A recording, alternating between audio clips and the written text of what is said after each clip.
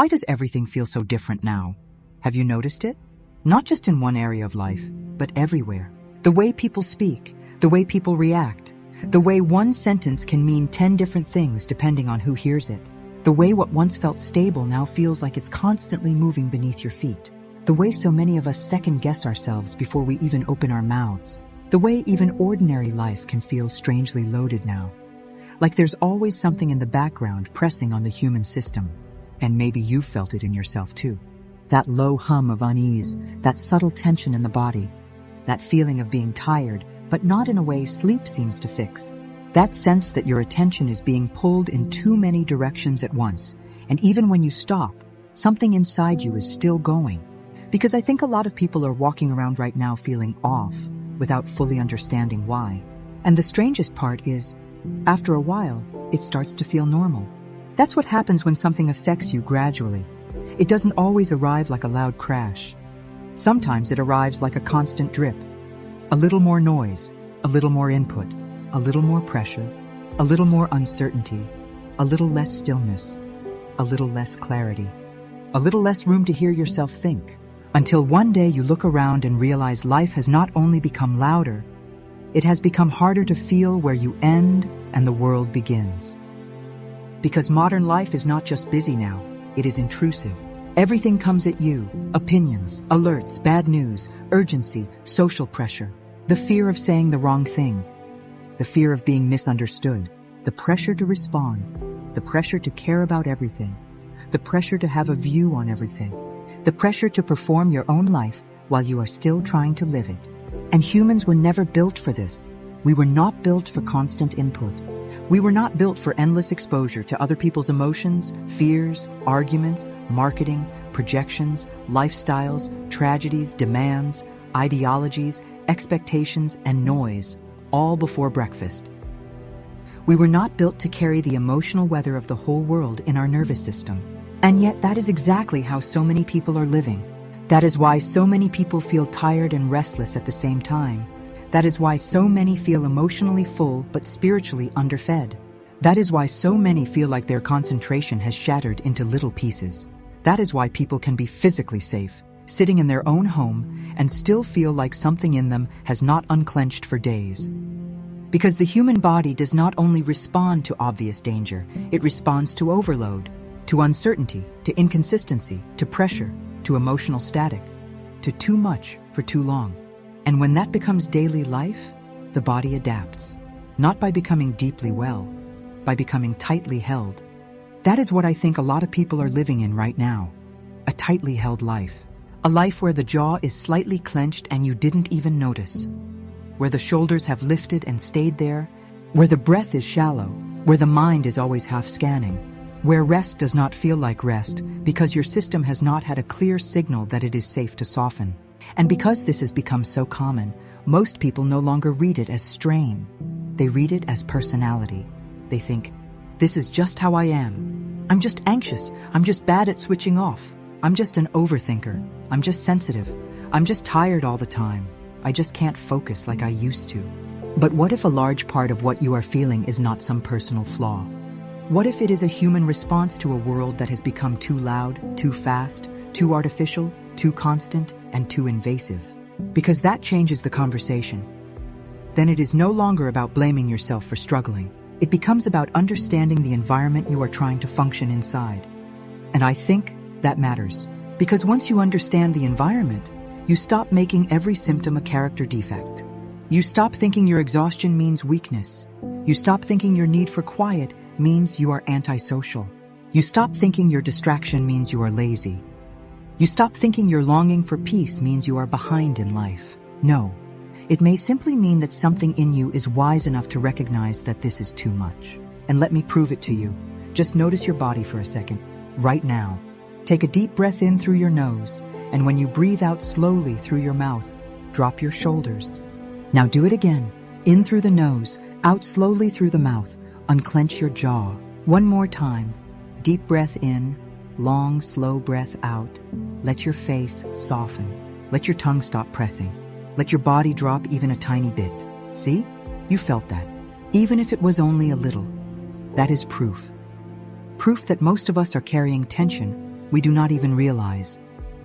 That is proof that the body has been bracing so often, so subtly, that tension has become background noise. I know I have to do that myself every few hours sometimes, just to remind my body it doesn't need to be gripping life so tightly. And you can do the same, because this is part of the problem. So many people are living from the neck up, in thought, in reaction, in pressure, in screens, in information, in future fear, in self-monitoring, in trying to keep up with a pace no human nervous system was designed for. And slowly, over time, this does something to us. It reduces our ability to hear ourselves clearly, not because we are foolish, not because we are weak, but because self-awareness becomes very difficult.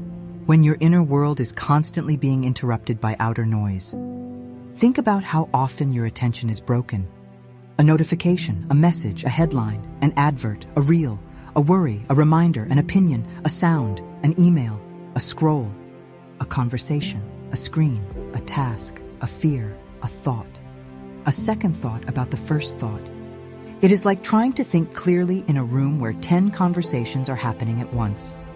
And after enough time in that environment, your mind starts to lose depth. Your attention becomes fragmented. Your emotional skin gets thinner. Your patience shrinks. Your thoughts lose space. Your body forgets what true stillness feels like. That is one of the great hidden losses of modern life. Not just peace, depth. The depth to sit with one thought long enough to hear what it is really saying. The depth to notice your own feelings before someone online tells you what to feel. The depth to think critically instead of react instantly. The depth to stay with yourself long enough to know what you actually believe.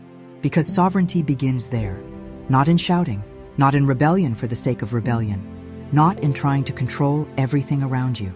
Sovereignty begins in learning how to remain in relationship with yourself while the world pulls at your attention. That is self-agency. That is self-possession. That is what so many people are quietly missing. And this is where it gets serious, because when people lose connection to themselves, they become easier to shape, easier to panic, easier to influence, easier to exhaust, easier to confuse, easier to steer. Not because they are stupid, because a dysregulated person will often look outward for stability. And if the outside world is unstable too, they begin to drift. That is why critical thinking matters so much now. Not as a cold intellectual exercise, as self-protection. To stop and ask, who benefits if I stay overwhelmed? What happens to me when I never unplug? Why do I feel different after certain kinds of input? Do I actually believe this, or have I just heard it so many times that it feels true? Is this urgency real, or have I absorbed someone else's nervous system? That pause is powerful, because the pause gives you your mind back, and the body helps you do it. Because the body will often tell you when something is too much before the mind has made a neat argument for why. The body tells the truth in sensation. The body tells the truth in fatigue, in tension, in irritation, in fog, in heaviness, in restlessness, in the relief you feel when plans are canceled, in the way your chest tightens around certain conversations, in the way your whole system softens in nature without needing to be convinced. That softening matters. Because if the modern world is full of man-made stimulation, speed, artificial light, artificial urgency, artificial voices, artificial demands, and artificial rhythms, then of course something real will feel medicinal. Trees, wind, birdsong, silence, water, walking, breathing, painting, prayer, meditation, qigong, tai chi, sunlight. Sitting in a room without a device in your hand, cooking slowly, making bread, looking at the sky long enough for your thoughts to stop shouting. That is not you being old-fashioned. That is your system recognizing something it can actually work with. And maybe this is the better question to ask ourselves now. If so much of modern life is dysregulating the human system, why are we surprised that so many people feel unlike themselves? Look around. People are more reactive, more tired, more easily offended, more frightened of saying the wrong thing, more uncertain of what is true, more dependent on external noise, more likely to mistake stimulation for connection, more likely to call collapse normal life. And I say that gently, not dramatically. Because I think one of the most compassionate things we can do right now is tell the truth about what kind of environment people are trying to survive inside. This isn't just about phones being annoying. This isn't just about social media making people compare. This isn't just about the odd, stressful week. This is about the cumulative effect of living inside a world of relentless interruption. A world that has become psychologically crowded. A world where your voice can be suppressed not only by censorship in obvious forms, but by self-censorship, by fear, by tension, by the constant internal editing of your own thoughts before they even become speech. And that does something to the soul. When a person no longer feels free to think, speak, reflect, question, wonder, and move honestly, something inside them begins to tighten in ways they cannot always explain. That tightening shows up as stress, as fatigue, as anxiety, as emotional numbness, as anger, as apathy, as indecision, as the strange sense that life feels wrong, but you cannot quite name why. So what do we do with that? Because this is where Valkyrie has to be different. It is easy to describe the problem, a lot harder to help people walk out of it. And I think the way back is not grand. It is not dramatic. It is built through small acts of returned authority. You do not need to disappear into a cave. You need rhythm.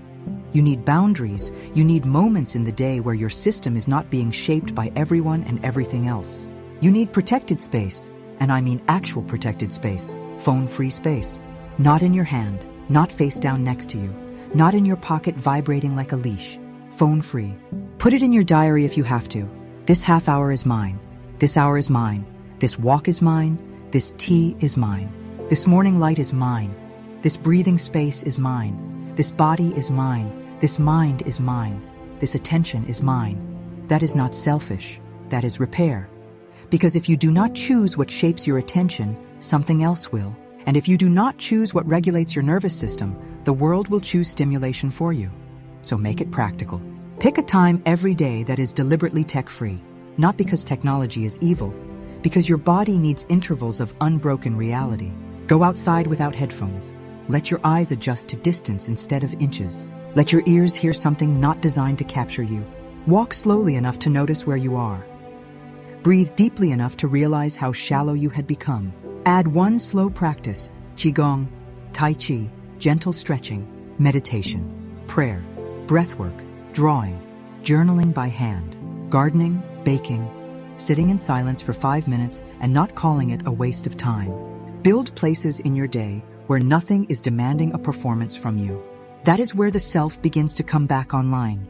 And here's the second question I want to ask you. When was the last time you spent even 30 minutes with no input at all? And what did your body do when the noise stopped? That question matters.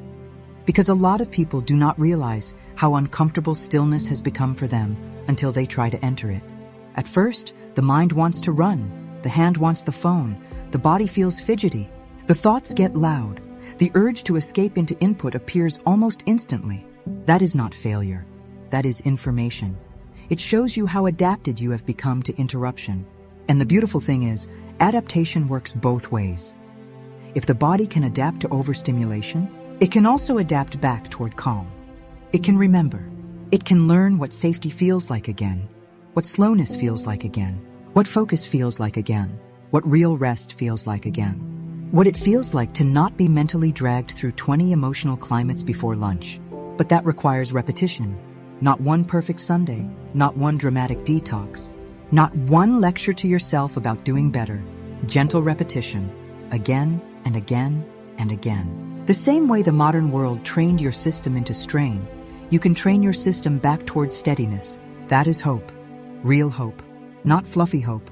Practical hope. The kind built in habits. You do not need to control the whole world to feel more sovereign in your own life. You need to notice what affects you. Reduce what depletes you. Increase what restores you. Question what enters your mind. Protect what steadies your body. And stop treating peace like some luxury item you earn after exhaustion.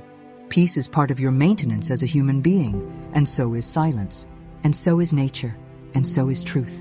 And so is being around people who do not make your nervous system work overtime. And this matters especially now, because so many people are living inside an invisible war for attention without even realizing it. A war where your focus is currency. Your emotional reactions are valuable. Your confusion is profitable. Your exhaustion keeps you passive. Your distraction keeps you separated from your own depth. That is why sovereignty is not some big abstract spiritual word. It is a daily practice. The practice of returning to yourself before the world decides who you are today. The practice of checking what your body feels like before you absorb another 1,000 voices. The practice of asking whether the pace you are living at is even human. The practice of remembering that just because something has become common does not mean it is healthy. The practice of choosing what enters your field. Because yes, it matters. The sounds you live in, the content you consume, the people you spend time with, the posture you carry, the speed you move, the spaces you never leave, the amount of artificial input you call normal, the amount of tension you have stopped noticing. All of it matters. And if you feel different lately, if life feels different lately, if the whole atmosphere of being human feels heavier, stranger, sharper, more unstable, more tiring, more loaded than it used to, you are not imagining that. A lot has changed, and a lot is changing still. But that does not mean you have to lose yourself inside it. It means you need stronger roots. And roots are built quietly, in routines, in boundaries, in breath, in body awareness, in time away from the machine, in remembering what reality feels like when it is not filtered, edited, manipulated, sold, shouted, and accelerated. That is how you come back, slowly, honestly, deliberately. You come back by noticing, by pausing, by dropping your shoulders and unclenching your jaw before your body turns tension into identity. By reclaiming small islands of silence, by walking in places that do not ask anything from you, by creating a life where your mind is not constantly being hit by the outside world without your permission, by becoming someone who asks, is this good for my system? Not just, is this normal now? That question alone can change a life. Because normal now is not always the same thing as healthy. And perhaps that is one of the most important truths of this entire conversation. Just because we have all adapted to something does not mean it is not harming us. And just because something is common does not mean it is wise. You are allowed to step back from what the world calls normal. You are allowed to say this pace is too much. This noise is too much. This input is too much. This expectation is too much. This way of living is not making me well. That is not weakness. That is intelligence. That is discernment. That is self-respect. And that is where a different kind of life begins. Not a perfect one. Not one free from difficulty. But one in which you are no longer endlessly available to everything that wants your attention.